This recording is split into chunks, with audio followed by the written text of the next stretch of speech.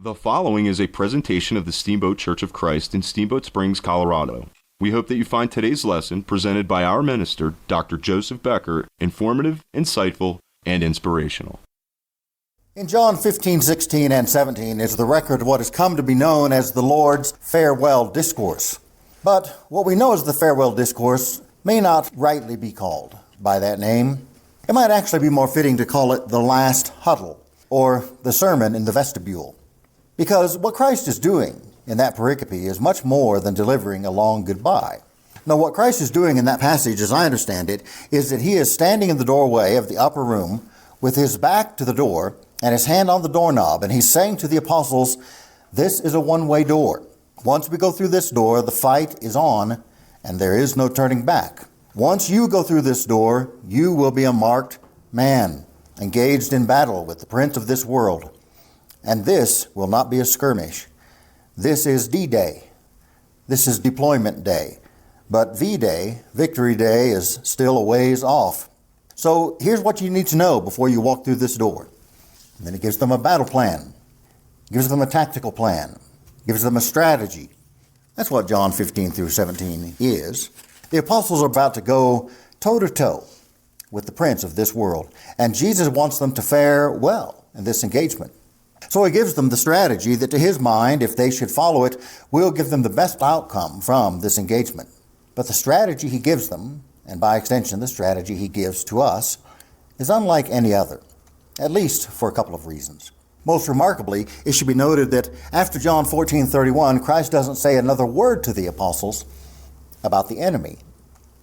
And this is important, much more important than you might realize. Perhaps some of you remember the opening words from the movie Patton, starring George C. Scott as General George Patton. Now, General Patton may be one of the greatest military leaders ever to walk the earth. That man knew how to win a war, at least a conventional war.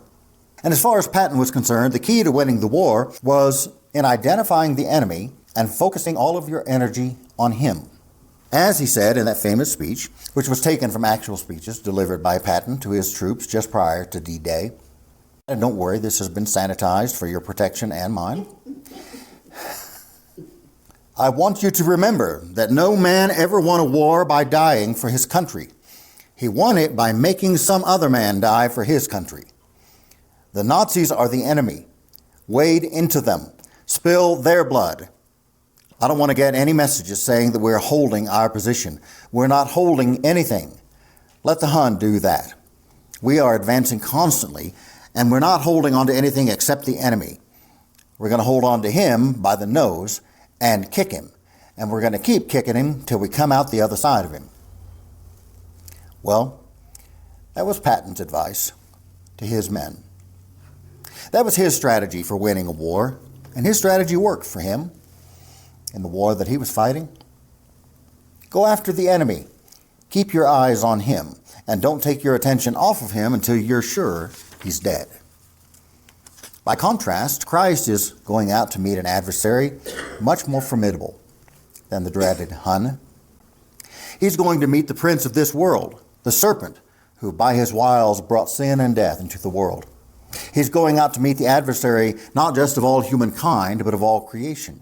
The enemy of whatsoever things are true, whatsoever things are honest, whatsoever things are just, whatsoever things are pure, whatsoever things are lovely. The enemy of everything of virtue, everything of good report, everything praiseworthy. That's the foe that Jesus and the apostles are about to face. And what battle plan does Christ lay before the apostles before they go out the door of the upper room? What is his tactical plan? What is his strategy? John 15, 1 through 4. I am the true vine, and my Father is the vine dresser. Every branch in me that does not bear fruit, he takes away. And every branch that does bear fruit, he prunes, that it may bear more fruit. You have already been pruned because of the word that I have spoken to you. Abide in me, even as I abide in you. For as the branch cannot bear fruit by itself unless it holds fast to the vine, neither can you bear fruit unless you hold fast to me. Patton's counsel to his men as he was taking them into battle to meet their adversary was, Hold fast to the enemy and do not let loose of him. Jesus' counsel to his men as he was leading them into battle to meet their adversary was, hold fast to me and do not let loose of me. That's his strategy, and it's a proven strategy. For instance, this is the strategy that Jacob used when he was about to meet his enemy. As you may recall, when Jacob was a young man, he swindled his elder twin brother Esau out of his birthright. And then sometime later, when he and Esau were coming of age to receive their father Isaac's blessing, Jacob cheated Esau out of his inheritance. And Esau was so angry about it that he vowed to kill Jacob. So Jacob fled and went to live with his uncle Laban, staying miles away from his brother for 14 years. But scapegrace even that Jacob was, he never abandoned the God of Abraham and Isaac. And when God came to him and told him that he had to go back to his father's house, he went, even though he was sure that when he got there, that his brother Esau would kill him. Still, God had told him to go, so he went. And the night before he was to come face to face with his brother, God appeared to him. And as soon as he saw God, he took hold of him and refused to let loose of him. Genesis 32, 25 through 31. Then Jacob was left alone, and there was one who came to him and wrestled with him until daybreak. In the course of the wrestling match, Jacob dislocated his hip, and he could see that there was no way he could overpower his opponent. Then the one laid hands on Jacob's hip socket and said to him, "Forfeit the match. Dawn is breaking." But Jacob insisted, "I will not forfeit, not until you bless me." To which the one replied, "Tell me your name." And Jacob answered, "Jacob." Then the one said, "Not any more. As of this moment your name is not Jacob, but Israel, which means God's noble opponent. Because you have contended nobly with God, and as such you have nothing to fear from men." But Jacob pressed him even further, saying, "Please tell me your name." To which he responded, "My name? Why do you need to ask?" So Jacob called the place Peniel, which means the face of God, saying, "Because I have contended with God face to face, my life will be spared." And he was right. His life was spared. Because as it turns out, holding fast to the Lord when you come face to face with the enemy is a good strategy. It not only worked for Jacob, but it worked for Job. Job was engaged in a battle with the enemy when he didn't even know it. He didn't know why the things that were happening to him were happening. His wife and friends kept trying to persuade him that it was God's doing and that God had turned against him. But even at his lowest point, Jacob held fast to the Lord. As we can plainly see in Job 14, 7 through 17, where Job says, "There is always hope for a tree. If it is cut down, it will sprout again, and its new shoots will not fail. Its roots may grow old in the ground, and its stump die in the soil. Yet at the scent of water it will bud and put forth shoots like a sapling. But a man dies and is laid low. He breathes his last and is no more. As the water of a lake dries up, or a riverbed becomes parched and dry, so he lies down and does not rise, till the heavens are no more. Only then will a man awake and be roused from his sleep. But this is my hope, that you would hide me in the grave and conceal me till your anger has passed. My hope is that you would remember me at the set time. When a man dies, does he live again? All the days of my hard service I will wait for my transfiguration to come. You will call, and I will answer you. You will long to see the creature that your hands have made. Surely then you will count my steps, but not keep track of my sins. My offenses will be sealed up in a big bag, and you will cover over my iniquity. And again in Job 19, 25 through 29, "For I know that my Redeemer lives. I know that on the last day he will exercise his dominion over the dust, so that even though my body dies, it will also be restored. I know that I personally will stand before God in my own body, and that I will see him with my own eyes. I know that when his eyes meet mine, he will not stand aloof. When he sees me, he will come and stand beside me.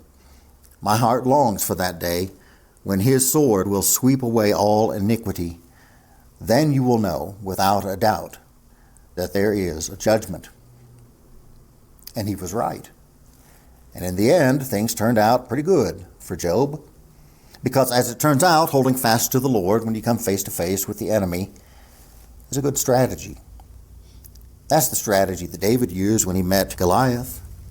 According to 1 Samuel 17:48, when David came face to face with Goliath, David ran quickly toward the battle line to meet him. But he did not do so on his own.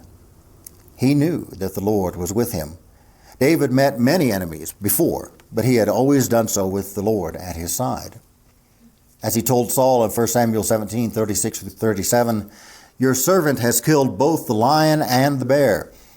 This uncircumcised Philistine will be like one of them, because he has defiled the armies of the living God. The Lord who rescued me from the hand of the lion and the hand of the bear will rescue me from the hand of this Philistine." And when he had come face to face with Goliath, he said to him in 1 Samuel 17:45 and 47, "You come up against me with sword and spear and javelin, but I come against you in the name of the Lord Almighty, the God of the armies of Israel, whom you have defied. And all those gathered here will know that it is not by sword or spear that the Lord saves, for the battle is the Lord's, and he will give all of you into our hands." And he was right. Within 2 minutes of him saying this to Goliath, Goliath was dead at his feet, and the Philistines were on the run. Because as it turns out, holding fast to the Lord when you come face to face with the enemy is a good strategy. Now, I could give more examples, but no more are needed. You get the idea.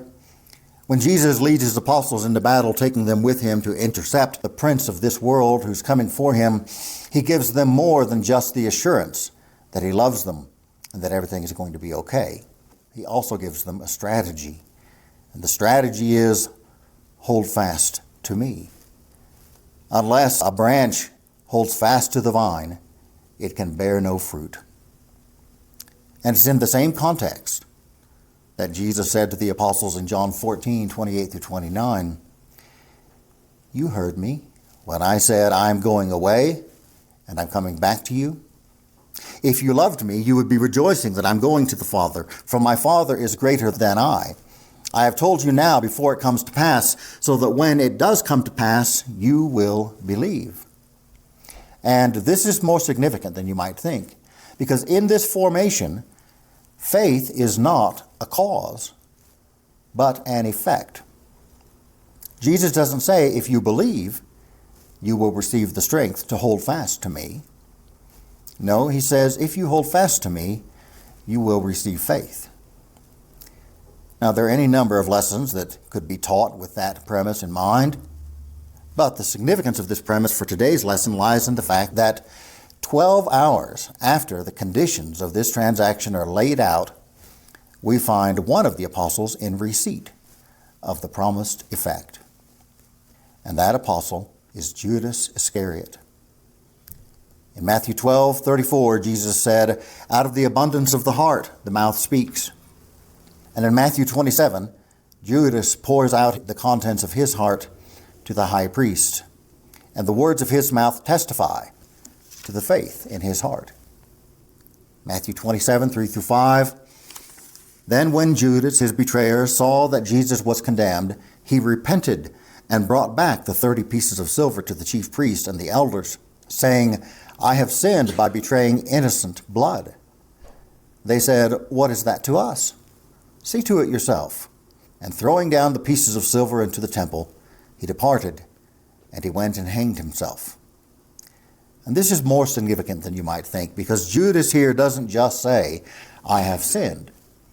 No, he names his crime. He names his trespass. And the sin of which he found himself guilty is that of betraying innocent blood. Beloved, by this confession of guilt, he demonstrated that as he understood the matter, Jesus had committed no crime. He was guilty of no trespass. He had committed no sin. Now, stop and think about that for just a minute, because Judas was among those who had been with Jesus from the very beginning of his ministry, and he knew what Jesus had said and done, because he was there when he said them and did them. The official crime for which Jesus was executed was sedition. He stood accused of conspiring to overthrow the government. But the evidence that was brought against him didn't support that charge, and Pilate saw that right away. No, the only evidence brought against Jesus had to do with the claims that he had made about himself. And the case that the chief priests made against him before Pilate was that the claims Jesus had made about himself were blasphemous and therefore seditious, because by undermining the God of Israel, Jesus was undermining the priesthood and weakening their ability to govern the Jewish people. But the hole in their case that the chief priests brought was that their theory of the crime held water only if the claims that Jesus made of himself were false. And what Judas said to the chief priests in Matthew 27:4, his confession to them that he had sinned by betraying innocent blood, stands as evidence that in the course of 12 hours, since he had led the temple guard to the Garden of Gethsemane, he had had a change of heart. The facts hadn't changed. The evidence hadn't changed. But Judas's perception of the facts had changed, because now he believed that Jesus was not guilty of the crime with which he had been charged. But according to Judas's testimony, Jesus wasn't just not guilty of a crime, he was truly innocent. And by betraying him, Judas had betrayed innocent blood. And that confession by Judas to the chief priests makes sense only if Judas now believed that the claims that Jesus had made about himself were in fact true. And that's no small wonder. Not in light of what Jesus had claimed of himself, because Jesus claimed that he was sinless. He claimed that he shared the glory of God in heaven. He claimed to be the fulfillment of prophecy, to be able to forgive sin, to be the only way to God, to be the source of all life. He claimed to be able to grant others everlasting life. He claimed that he would return and judge the world. He claimed to be a heavenly king. He identified himself with God, and indeed he even claimed to be God. And Jesus claimed that he would prove that he was God by allowing himself to be arrested, tried, and executed, that he would die, be buried, and would be in the tomb for 3 days and 3 nights, and that on the 3rd day he would rise from the dead. And that feat was supposed to be the proof that all the other claims were true. But in Matthew 27, that claim, which Paul tells us in 1 Corinthians 15 is the linchpin of the Christian faith, had not yet been substantiated. Yet Judas steps forward, goes to the chief priests, and testifies that every claim that Jesus had ever made was true. His claims were not, in fact, blasphemous, because he was exactly who he claimed to be. Well, as I said last week, I don't know about any of you, but to me that sounds an awful lot like faith. Indeed, I don't know what you would call it other than faith. In John 14, Jesus told the apostles, "If you hold fast to me, you will receive faith." And in Matthew 27, it appears as if Judas had met the conditions necessary to receive that promise. Now, when Jesus said what he said in John 14, Judas wasn't there. He wasn't in the room. Well, why not? Well, because he was following orders. Well, whose orders was he following? The Lord's. John 13:27, Jesus said to Judas, "What you are about to do quickly." Remember, as I pointed out to you about 6 years ago in lesson number 250 in the Life of Christ series, God and Satan go way back. They had a relationship long before Adam and Eve were created, which relationship is complicated. I mean, I've been asked more times than I can count about why it is that God abides Satan, why it is that God puts up with him, why he suffers Satan to go on living. But rest assured that the serpent in the garden was right where he was supposed to be and doing exactly what he was supposed to be doing. When the evil spirit, one of Satan's minions, possessed King Saul, he was right where he was supposed to be and doing exactly what he was supposed to be doing. When Zechariah saw in a vision Satan standing at the right hand of Joshua, accusing him, he was right where he was supposed to be and doing exactly what he was supposed to be doing. After Jesus was baptized, he was led out into the desert by the Holy Spirit in order to be tempted by Satan. And for the duration of that quadragesima, Satan was right there where he was supposed to be, doing exactly what he was supposed to be doing. And in John 13, when Satan took possession of Judas, prompting him to go and report the Lord's whereabouts to the chief priests and scribes, he was right where he was supposed to be and doing exactly what he was supposed to be doing. And Jesus knew that. That's why we find that in John 13:27, as soon as Judas had took the bread, Satan entered into him. So Jesus told him, "What you are about to do, do quickly." Judas did not betray Jesus by accident. He betrayed him by design. And whose design was it? Well, it was God the Father's design. Satan asked to be allowed to sift the apostles like wheat, and God the Father gave him permission to do that very thing. And God the Son knew that two of them, in particular, would be put directly in harm's way. And he knew that both of them would fail the test. He knew that Peter would give in to the temptation with which he was presented, and he knew that Judas would give in to the temptation with which he was to be presented. And in response, Jesus went to his knees and prayed for one of them, for Peter. Jesus prayed that his faith would not fail, and that when he had repented, he would be an encouragement to his brothers. Consequently, Peter did fail, but when he received his faith after the resurrection, his faith produced great things, both in him and in the other apostles. But no such prayer was offered up on behalf of Judas. No, Judas was left to his own spiritual wits. And when he received his faith, he got a different outcome. Because his faith did not come to him after the resurrection of Christ. His faith came to him before Jesus had even died, while he yet stood condemned to die. Because Judas was the first of the apostles to believe. Depending on what timeline you go with, as to how the passion of Christ unfolded, Judas believed at least 48 hours before Peter believed, perhaps as long as 72 hours before.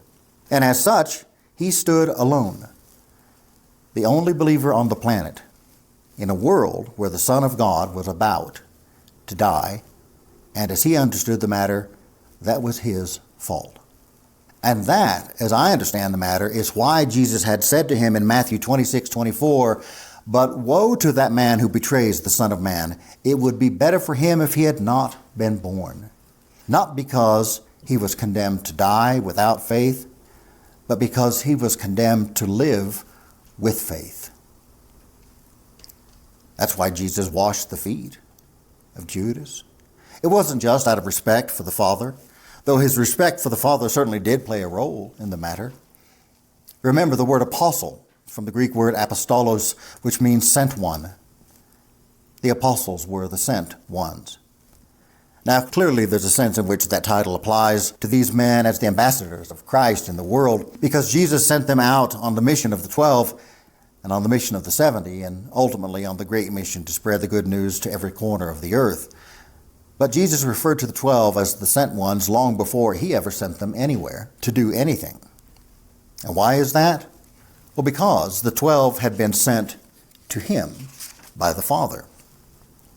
In John 17:12, Jesus says to the Father, "While I was in the world with them, I kept them in my name.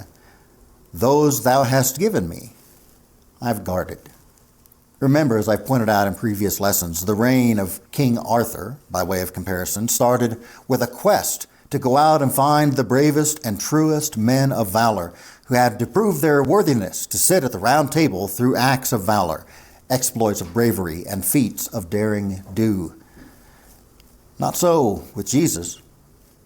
After Jesus was baptized, he went into the desert for 40 days, and when he emerged from the desert, he did not set out on a quest for the 12. No, all he did was go on his way and set about preaching the good news. And as he went along, he encountered the apostles one by one along his path, and he seems to recognize them as having been sent by the Father as soon as he lays eyes on each one of them, because he doesn't subject them to any heroic test. There are no riddles. There are no swords wedged in rocks. There are no dragons to slay. The only test he administers is to say, "Come, follow me." And every one of them passes that test. leaving their stations in life without hesitation, dropping everything, and following Jesus. But before Jesus names any of them as his apostles, he enters into a period of extended consultation with the Father. Luke 6:12-13, one day soon afterward, Jesus went out to a mountainside to pray and spent the night praying to God. When morning came, he called his disciples to him and chose 12 of them, whom he also designated apostles. And I don't think that all-night prayer session with the Father was simply an exercise in religious endurance. No, Jesus spent all night in prayer because he wanted to make sure he got it right. Paul tells us in Romans 13:1, everyone must submit himself to the governing authorities, for there is no authority except that which God has established. The authorities that exist have been established by God. Well, that doesn't apply only to kings and governments. For Christians, the earthly authorities that we recognize first and foremost above all other earthly authorities are the apostles. Which apostles exercise their authority over us through the written word, through the Bible? Well, it was Jesus who chose the 12 from among his disciples, and it was Jesus who named the apostles. But it was the Father who sent them to Jesus in the first place, and it was the Father who ordained them. That's why Jesus prayed all night before naming the 12, because Jesus had ultimate respect for the authority of the Father. And before making this vitally important decision, he wanted to be absolutely certain that he was naming the same 12 that the Father had ordained. And among those 12 was Judas.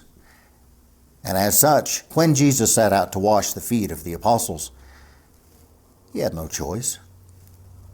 It wasn't up to him at that point to discriminate between one apostle and another. And that was made evident by his conversation with Peter.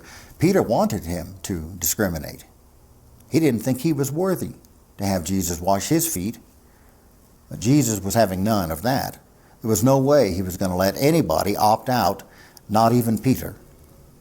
And according to John 13:12, Jesus also didn't leave anybody out, not even Judas. He set out to wash the apostles' feet, and he completed that exercise.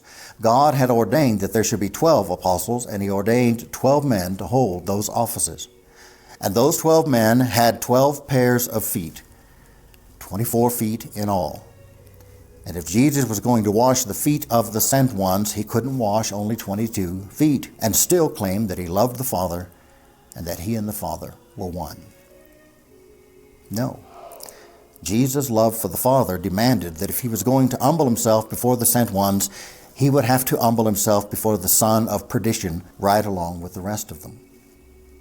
But it wasn't just Jesus' love for the Father that motivated him to do so, and it wasn't just his respect for the office of apostle either. No, there was more to it than that, because on some level it seems quite apparent to me that Jesus had a degree of respect for the man who held that office. Now, I know God is no respecter of persons. That's not what I'm talking about. I'm talking about the kind of respect that gives the dignity of office to the person who holds it, just as Jesus respected Pilate's authority. Now, when I say that Jesus had a degree of respect for Judas, that right there could throw everything off balance for you. That could ruin your day if you let it. I mean, it's one thing to say that Jesus loved Judas because Jesus loved everybody. It's one thing to say that Jesus respected the office that Judas held because Jesus respects all the offices his Father has set in place. But it's quite another thing to assert that Jesus had any respect for the 12th apostle personally. That's quite a claim. Now, how can I possibly substantiate a claim like that? Come back next week, and I'll tell you. That's my lesson for today. This has been a presentation of the Steamboat Church of Christ. We hope that you have found Dr. Becker's message well appointed. To hear more lessons like this one, visit our website at www.steamboatchurch.org or come see us at 1698 Lincoln Avenue in Steamboat Springs, Colorado. Bible classes are Sunday mornings at 9:30 and worship services are at 10:30. We look forward to meeting you. Until then, may the grace and peace of our Lord Jesus Christ be with you.